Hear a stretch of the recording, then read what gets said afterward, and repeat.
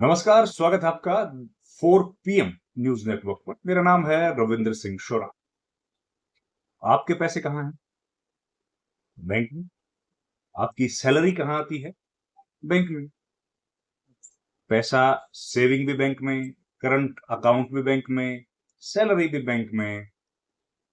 और इसके अलावा क्या होता है बैंक में? इसके अलावा बैंक में होता है फ्रॉड। फ्रॉड, धोखाधड़ी। ये बात कौन कह रहा है? ये बात कौन कह रहा है? हम तो कह नहीं रहे। फिर ये बात बोल रहा है RBI, reserve bank of India. Reserve bank of India आप जानते हैं एक रेगुलेटर है, पूरे देश के बैंक्स को सुपरवाइज करता है, उनके लिए नियम कायदे कानून बनाता है। अब आरबीआई सालाना एक रिपोर्ट जारी करता है, हर साल करता है, ताकि देश भर के जो ग्राहक हैं वो बैंकिंग व्यवस्था के बारे में अच्छे तरीके से समझें, अच्छे से जानें।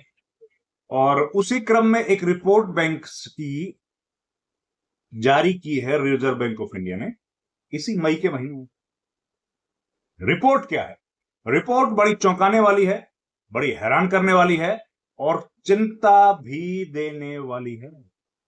चिंता भी, क्योंकि मेरा भी पैसा बैंक में है, आपका भी पैसा बैंक में है। और अगर खबर आए कि जिस बैंक में हमारा पैसा है उसमें हो गया है क्या, फ्रॉड, तो घबराएगा ना आदमी, डर लगेगा ना। तो वही डर लगता हुआ दिख रहा है कई बैंक्स को, जिनमें शामिल हैं सार्वजनिक और निजी, मतलब सरकारी और गैर सरकारी या निजी बैंक्स। अब सरकारी बैंक कौन सा है, निजी बैंक कौन सा है? सरकारी बैंक जैसे बड़े बैंक्स, बड़े बैंक्स मतलब state bank of India, Punjab national bank, ये बड़े बड़े बैंक्स हैं, ये शामिल है। और निजी बैंक कौन सा है? निजी बैंक जैसे आईसीआईसीआई, एचडीएफसी, ये ढेर सारे जो बैंक्स हैं ये निजी बैंक्स हैं।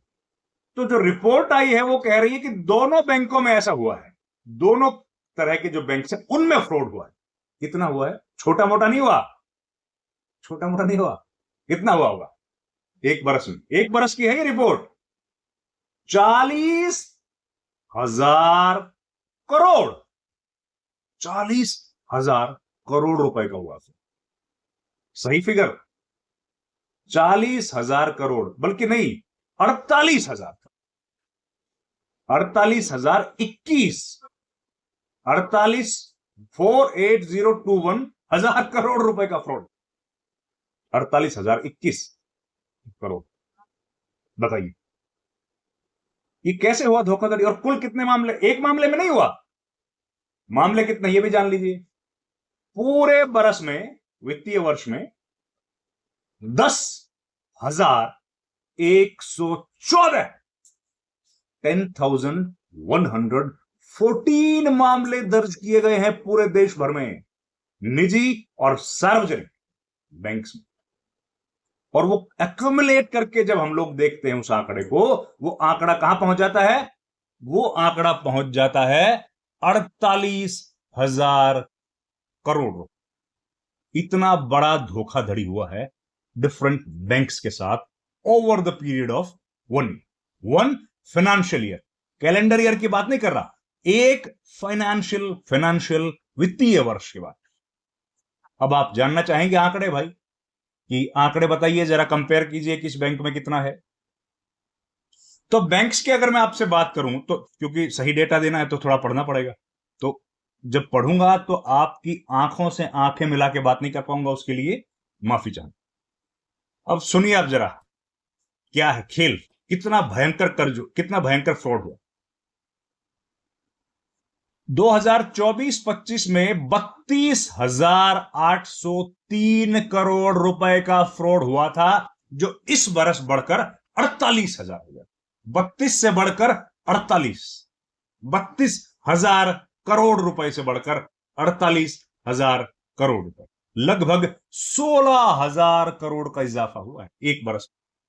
यह हाल है। तो ये शुक्रवार को ये जो रिपोर्ट जारी की है उसमें से हम लोगों ने देखा है और आरबीआई का वित्त वर्ष 2025-26 पर यह जो रिपोर्ट आई है उसके मुताबिक धोखाधड़ी के मामलों में आकलन से पता चलता है कि सार्वजनिक और निजी क्षेत्र के बैंकों में धोखाधड़ी के मामले घटे हैं। 23,000 थे पिछली बार, मतलब पिछले बरस में 23,000 थे, इस बार घट के हो गए 10,000, लेकिन राशि बढ़ गई, राशि बढ़कर 48,000 पहुंच गई। 23-24 और 24-25 के दौरान धोखाधड़ी के मामले इससे अधिक थे, लेकिन भैया लॉसेस कम थे। अब 3 कर्ज श्रेणी की सबसे ज्यादा बढ़े हैं। कर्ज श्रेणी में, कर्ज मतलब जो लोन लेते हैं उसमें सबसे ज्यादा बढ़ गए। सरकारी बैंकों की बात करता हूं, सार्वजनिक क्षेत्र के बैंकों पीएसबी में 2025-26 में धोखाधड़ी के मामलों की संख्या में वार्षिक आधार पर गिरावट तो दर्ज की गई है, लेकिन राशि बढ़ गई है। वो तो मैंने बताया ना, 23,000 मामले थे जो घट के 10,000 रह गए, लेकिन राशि बढ़ गई। राशि 32,000 से बढ़कर 48,000 करोड़ पहुंच। देखिए आप, तो हमारा तो नुकसान हो सकता है ना, लेकिन अब ये राशि कितनी हो गई है? सार्वजनिक बैंकों में 35,709 करोड़ का चपत लगी, 35,000 करोड़। और ये सरकारी सार्वजनिक बैंकों की है। इसके अलावा जो बच गया 35,000 ये हुआ, बाकी जो बचा वो निजी बैंकों में है। प्लस विदेशी बैंक भी चपेटे में आ गए। विदेशी बैंक कौन से हैं? जैसे अमेरिकन एक्सप्रेस बैंक है, जैसे एचएसबीसी है, ये सब बैंक विदेशी। तो सरकारी बैंकों ने 2025-26 के दौरान 5,418 धोखाधड़ी के मामले दर्ज किए। धोखाधड़ी, जो लोन नहीं दिया, धोखाधड़ी हुआ। 24-25 में यह संख्या ज्यादा थी, 6,900, और 23-24 में 7,400 थी। घट रहा है और राशि बढ़ गई। राशि बढ़ गई है, नंबर घटा लेकिन राशि बढ़ गई। अब रिपोर्ट ये कहती है कि निजी क्षेत्र के बैंकों में भी धोखाधड़ी के मामलों में गिरावट तो दर्ज की गई। 2025-26 में 3,956 है, जो अभी जो वर्ष हुआ है, और इसके पहले की संख्या थी 14,000। 14,000 से घटकर 3,900, मतलब 4,000 तो आई। लेकिन भैया पैसा तो बढ़ गया, पैसा बढ़ रहा है यहां भी। विदेशी बैंक भी लपेटे में आ गए। मैंने बताया विदेशी बैंकों में के दौरान विदेशी बैंकों के 290 करोड़ की धोखाधड़ी के 210 मामले दर्ज हुए। विदेशी बैंकों को भी नहीं छोड़ा। जबकि पिछले वर्ष 2024-25 में 181 करोड़ के 1,447 मामले थे। मामले घटे हैं, राशि बढ़ गई। पैसा हमारा सुरक्षित है कि नहीं है, ये सवाल तो चिंता का है। चिंता तो हमारे भी जहन में है, आपके जहन में भी है।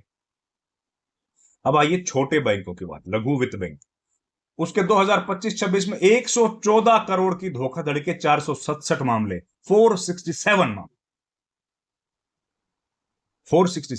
जबकि भुगतान बैंक जो होते हैं उनके 11 करोड़ रुपए की धोखाधड़ी के 47 मामले दर्ज किए। देखिए आप, अब कर्ज श्रेणी में जो पिछले कर्ज श्रेणी जो कर्ज लेके लौटाया नहीं है, उसमें धोखाधड़ी के 48,000 करोड़ कुल है। उसमें से 40,000 करोड़ केवल कर्ज श्रेणी के, निजी और सार्वजनिक बैंकों का मिला। 40,000, 48 में से 40। तो यह रिपोर्ट कहती है कि डिजिटल भुगतान की में धोखाधड़ी के 2025-26 में 293 मामले रहे, जबकि जिन्हें 29 करोड़ रुपए की जिनमें राशि शामिल, 29 करोड़ की राशि शामिल। संख्या 2024-25 में दर्ज 13,000 मामलों से घटी है, और 2023-24 में और भी ज्यादा था। कितना? 28,000 था, घट के आई।